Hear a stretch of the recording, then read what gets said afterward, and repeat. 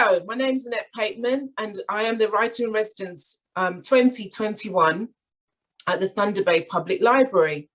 And today I'm going to talk to you about fairy tales. I've always loved fairy tales, and they were the basis really of my interest in writing. I want to share that sort of love with you today. And so that's what I'm going to be talking to. That's what this presentation is going to be about. At the end of the presentation, I will read you a short poem and a story that I've written in the fairy tale genre. Okay, fairy tales. So, what are fairy tales? What do you think of when you hear the word fairy tale? Who do you think reads, writes, or tells fairy tales? Who are they for? What kind of characters do they feature? What kinds of plots do they have? What are their typical features? If someone asked you what fairy tales are, what would you say? What is your favourite fairy tale? And what is your least favourite fairy tale?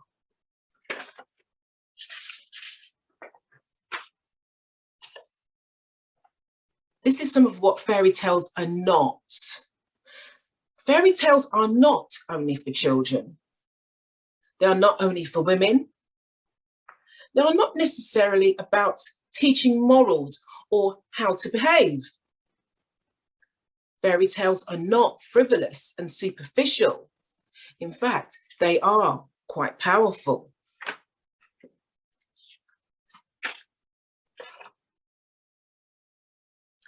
What fairy tales are?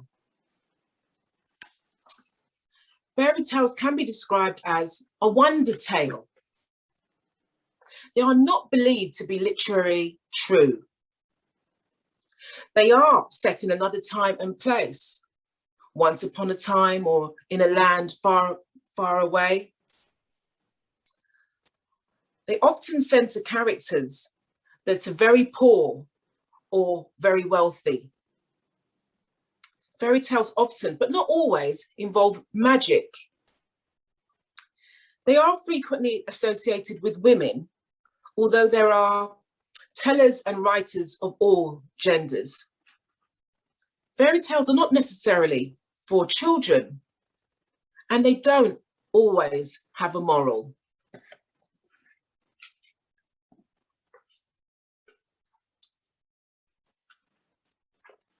Here is a definition of fairy tales, a definition that folklorists might use, so the people that study fairy tales.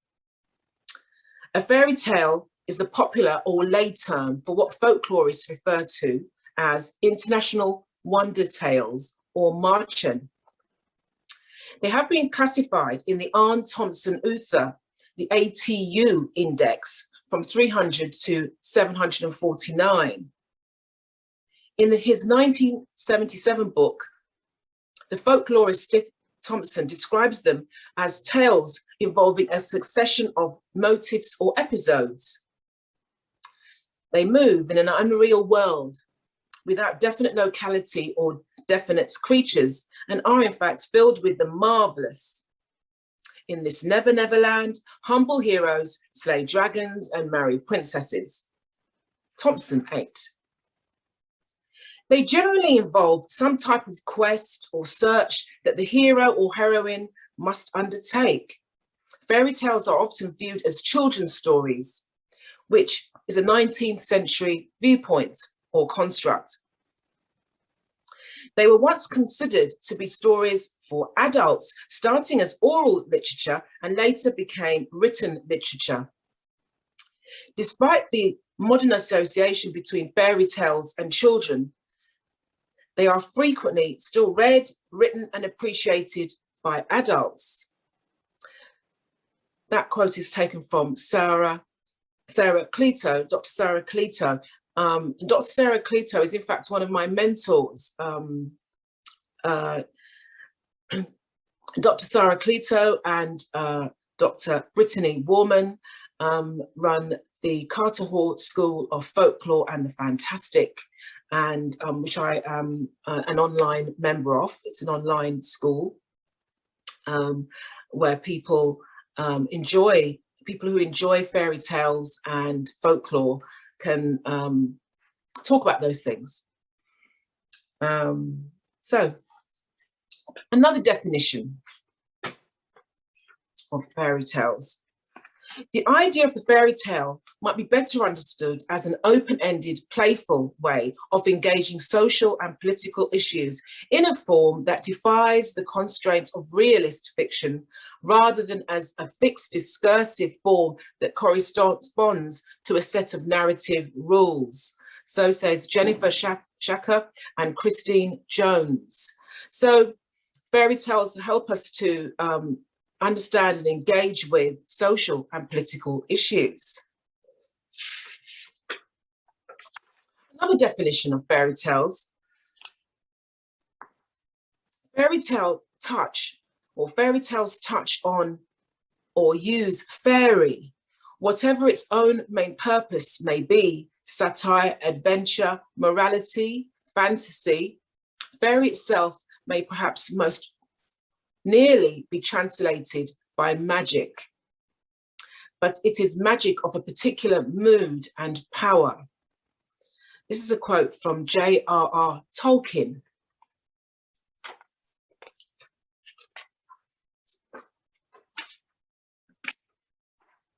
Fairy tale audiences.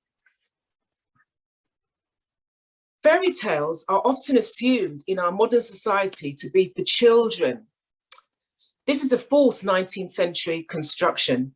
Fairy tales were previously for an adult or for a mixed audience. They were also not just for women. Men frequently told, wrote, collected, and listened to fairy tales.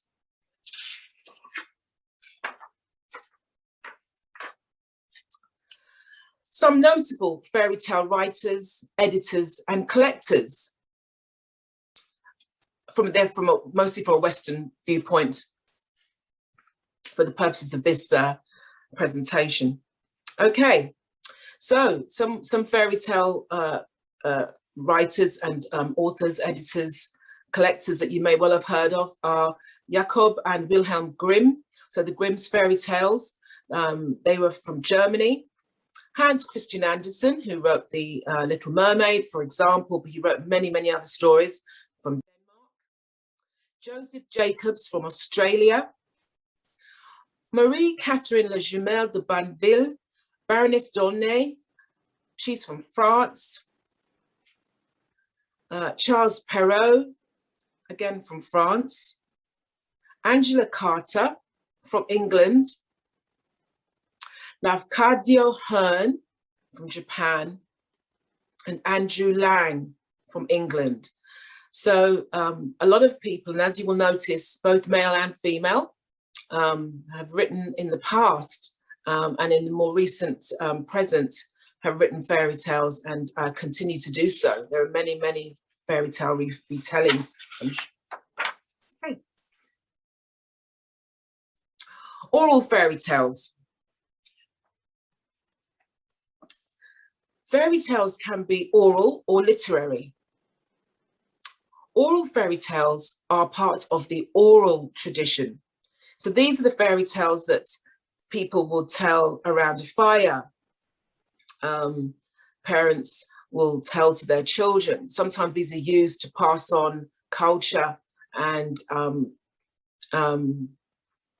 thoughts about a community. And so oral fairy tales are passed on verbally from one person to another. These are the stories that are told verbally and repeated rather than written down. Oral fairy tales do not have a single author. Instead, they are part of a collective storytelling practice.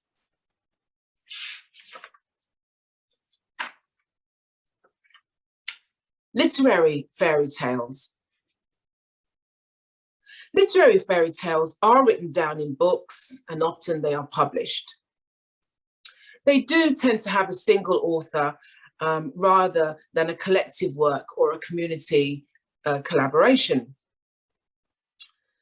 They are often easier to access more widely than oral fairy tales because you can find them in libraries, such as the Thunder Bay Public Library, where I am the writer-in-residence for 2021. Or of course, so you can find fairy tales in any library and in bookstores. Okay. So oral versus literary tale. Oral and literary fairy tales are often pitted against each other. People often say, which ones are better? Is it the ones we write down, the literary fairy tales, or is it the ones that we tell verbally? There are lots of arguments for and against about which one is more interesting, authentic, or pure, or which has the greatest artistic merit or value. The truth is that these two categories are linked and they do enrich each other. An oral tale can be written down and adapted by a writer, and then a storyteller could read the story and put that back into oral circulation. So the categories of oral and literary tales are much more related than they first appear.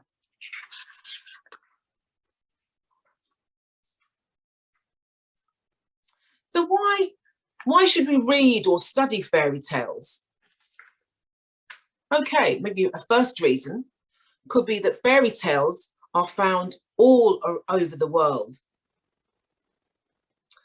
So they are saying something because they're found in all around the world, so many cultures. It's easy to think of fairy tales as something from the past or for children or as something that's outdated and irrelevant. But this isn't the case. Folklore is alive all around us, especially in fairy tales. Think, for example, of how fairy tales show up constantly in advertisements.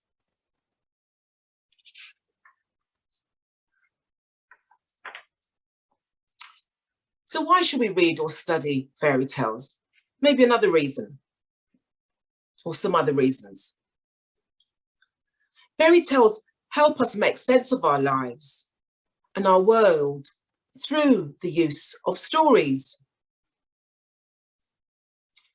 Think about how much the fairy tales you heard as a child shaped your thinking about good and evil, or the importance of beauty, beauty in the world, beauty of spirit and of your heart, and of the physical form. Think about how these ideas are still reinforced over and over again in all of the media that we consume, through film, through art, visual art. There's so much out there. Dance and music.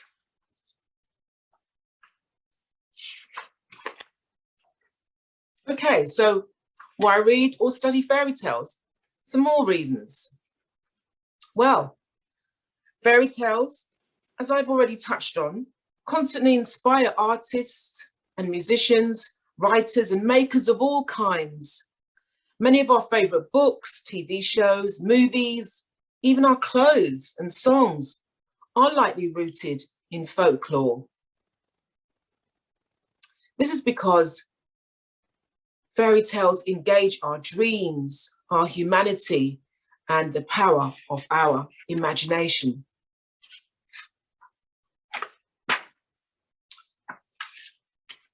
So to end this presentation, the presentation of this PowerPoint presentation, I invite you to use the comments to list your favorite fairy tale. Why do you like this fairy tale? So yes, use the comments below to list your favorite fairy tale. What is your favorite fairy tale? And maybe there'll be some ones that a lot of people have heard of, and maybe there'll be some less well known.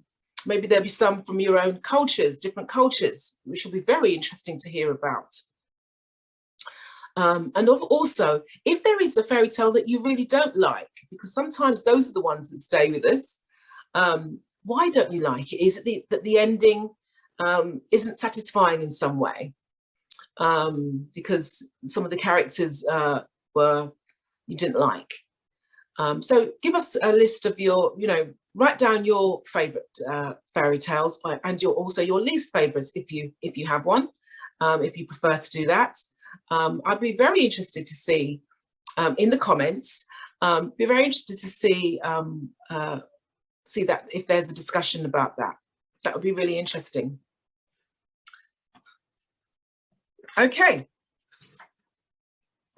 Thank you for that. Okay.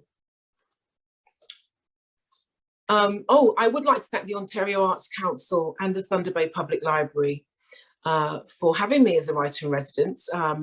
The Ontario Arts Council have sponsored me to be writer in residence, and I would like to thank them for that. Okay, I'm going to read you a short story and a poem that I have written.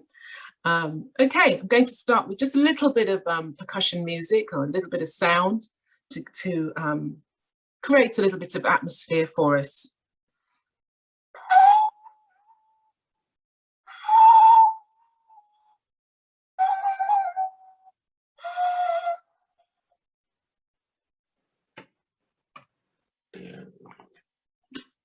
Going to play a little bit of my rav drum.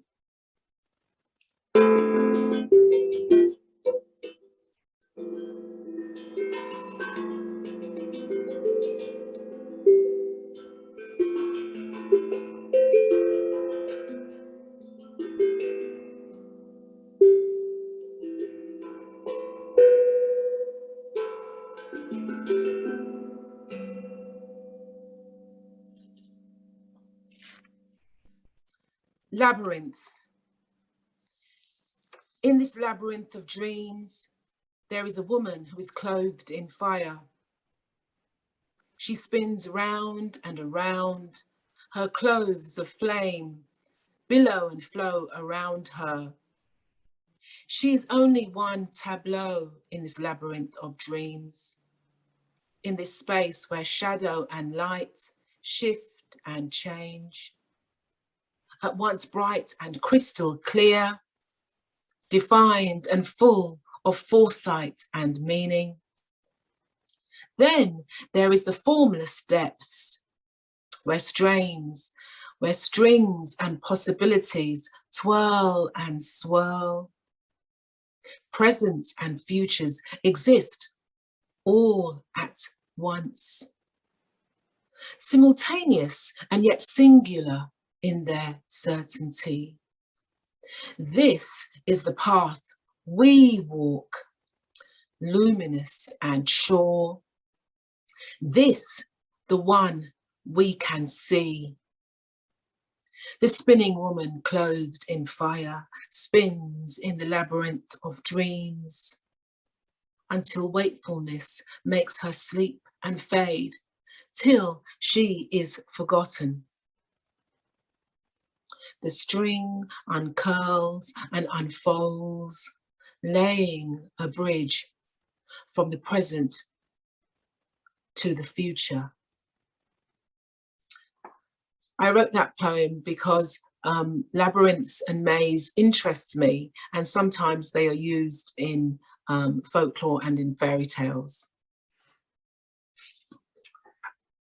Okay, the next thing I'm going to read you is a short story, and the main person in the story is called Sarsaparilla Rumpel.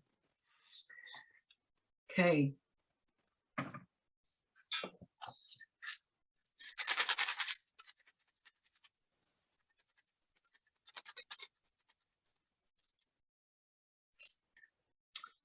Sarsaparilla Rumpel.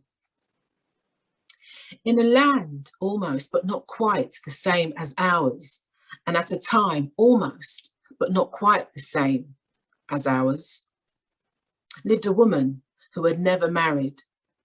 She lived in a cottage in a hillock on the edge of a wood. She loved to drink tea, which she made from the wild mint that she grew in her garden, and the hibiscus and the lemon balm that also grew nearby. She also baked and made cream, and her high teas were famed in the area.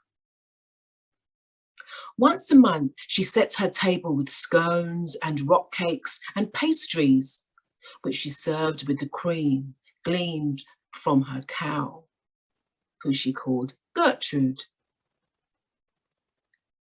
And she invited the townsfolk to come and sample and buy the treats that they wanted. And in this way, the woman made money and a living. With the money she made, the woman was able to purchase threads, silks, and textiles.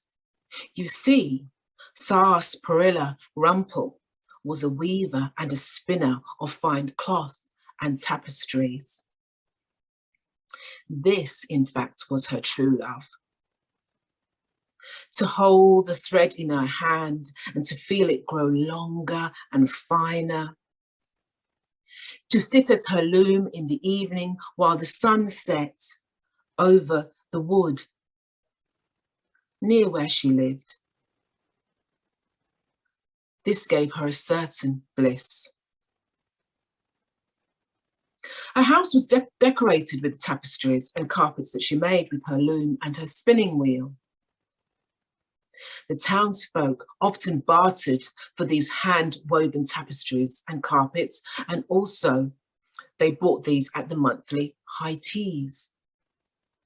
And Sarsaparilla sold some, but not all, of her tapestries and carpets. Sarsaparilla Rumpel had much knowledge gained with the time she had away from other people, situated as she was at the edge of the woods. It was here that she watched the animals and they watched her until, eventually, they spoke to her, as did the plants. So Sarsaparilla gained the secret knowledge of plant lore and medicine. She knew which plant bloomed once every 10 years and which plant ate insects. She knew which plant to pick at the full moon. She also knew which plant could stop a woman from conceiving, and what to do when the woman had in fact conceived but could not keep the child or have the child safely. Sarsaparilla knew which plants could smooth a delivery.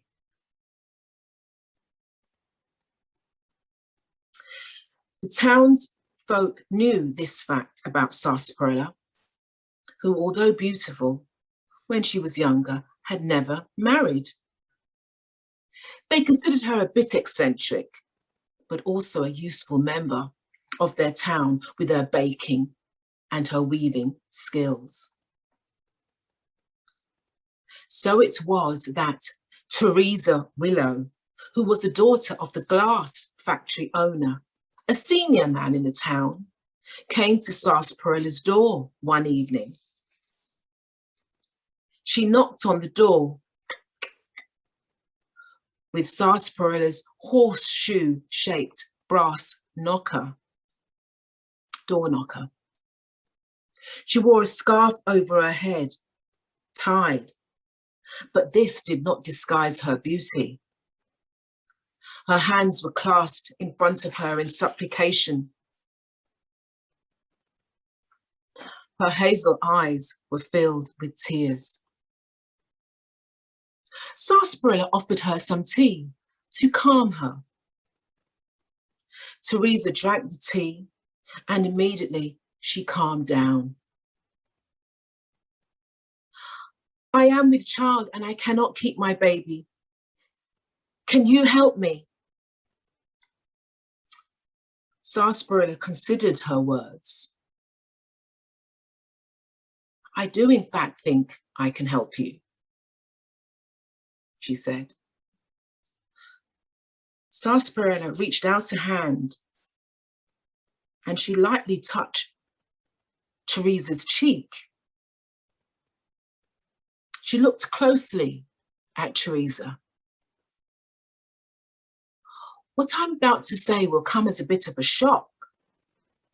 You are in fact having twins.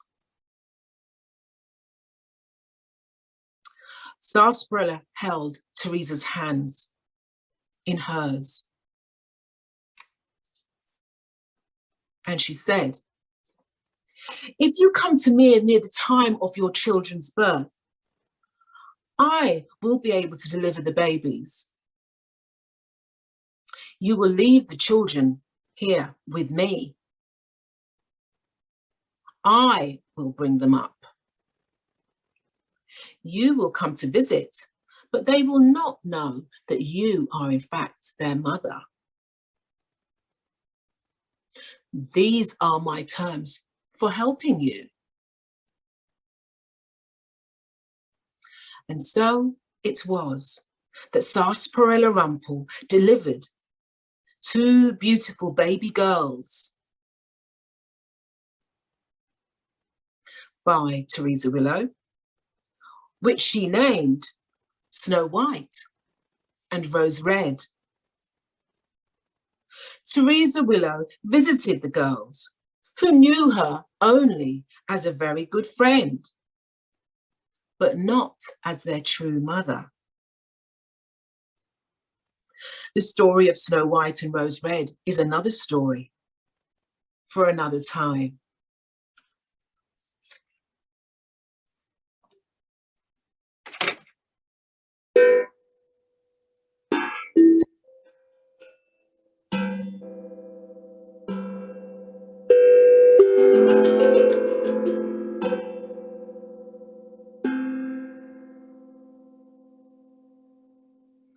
I hope you enjoyed the story and the poem. Thank you for listening.